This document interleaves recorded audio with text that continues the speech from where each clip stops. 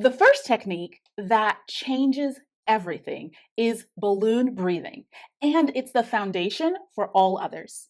Teaching slow, steady breathing helps children regulate anxiety and stress. And kids who learn breathing techniques demonstrate a better ability to manage their emotions than those that don't. Here's how it works. Have children place their hands on their bellies. When they breathe in through their nose, they're filling up the balloon in their belly. When they breathe out through their mouths, the balloon deflates. It's that simple. But here's where most teachers tend to go wrong. They try to make it too complicated or too long. With young children, 3 to 5 breaths is perfect. Any more, and you will lose them.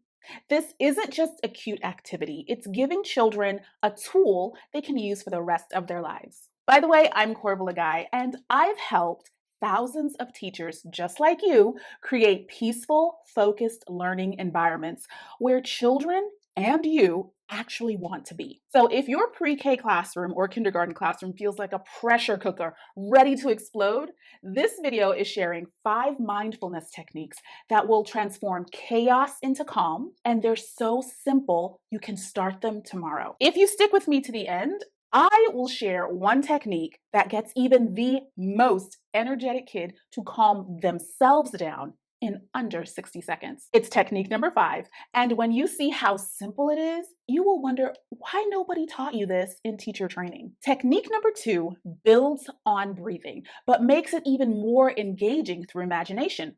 This is the flower and candle technique, and it's perfect for children who need visual and sensory connections for learning. Have children pretend to hold a flower in one hand and a candle in the other.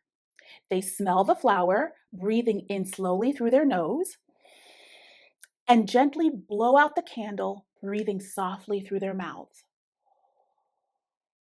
The beauty of this technique is that it naturally creates the right rhythm without you having to coach breathing pace. Here's why it works so well. Young children learn through play and imagination. When they're smelling the flowers and blowing the candles, they're not thinking about the mechanics of breathing. They're just having fun. But their nervous system is getting exactly what it needs to calm down. The teachers who use this consistently tell me that children start asking for flower and candle breaths when they are feeling upset. They're self-regulating without you having to intervene. That's the power of giving children tools instead of just managing their behavior. Now, one of my favorite activities is what we call animal movements with check-ins. Have children walk like a bear, slow, heavy steps, then freeze, and you ask, how does your body feel? Then slither like a snake or hop like a frog, always ending with a check-in question. But here's the key. The pause is where the learning is happening. When you ask, how does your body feel after being like a frog?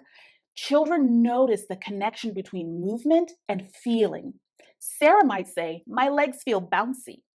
Marcus might notice, my heart is beating fast. Children who can tune in to their physical sensation are better able to recognize when they are starting to feel overwhelmed before they have a meltdown. Try the squeeze and release variation. Have children make fists and hold them for about 3 seconds, and then release and shake out their hands.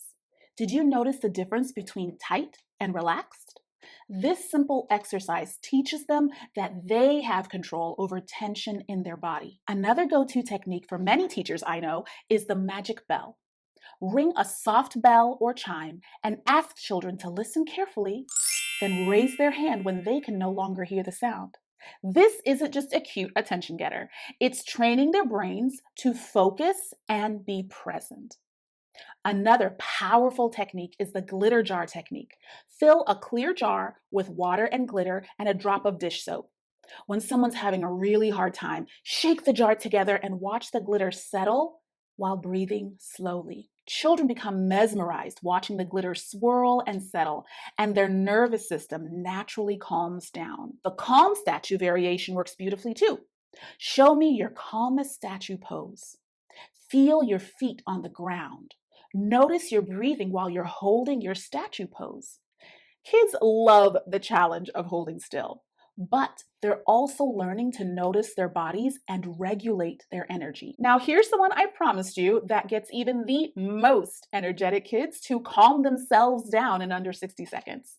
I call it the gentle self-hug reset, and it combines everything we've learned into a powerful technique.